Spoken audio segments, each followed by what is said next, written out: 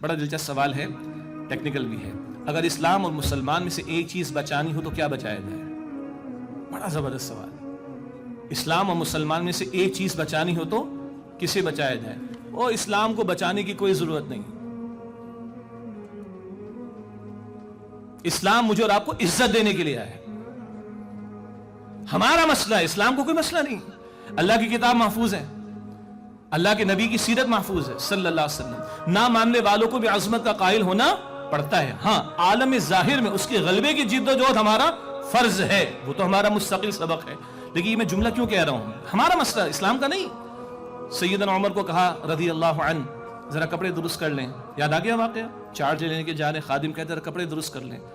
سیدنا عمر فرماتے کہ عمر کو عزت کپڑوں نے نہیں دی، عمر کو عزت کپڑوں نے نہیں دی، عمر کو عزت اسلام نے دی. تو مسئلہ اسلام کا نہیں ہے، مسئلہ میرا اور آپ کا ہے. دین کا مخاطب کون ہے؟ اول فرد. یہ اس کا میرا اور آپ کا انفرادی نسب العین کیا ہے؟ اللہ راضی ہو جائے، کل کی کامیابی مل جائے. اسلام کا مسئلہ نہیں، مسئلہ میرا ہے، اور میرا مسئلہ اسلام کے ساتھ جڑا ہوا ہے. میری عزت اسلام کے ساتھ ہے، میری کامیابی اسلام کے ساتھ ہے. تو اسلام نے عمر کو عزت دی ہے، کپڑوں نے عزت نہیں دی. اللہ تعالیٰ یقین عطا فرمائے. دین کی بات پھیلانا صدقہ جاریہ ہے. ثواب کی نیت سے ویڈیو کو شیئر ضرور کیجیے. جزاک اللہ.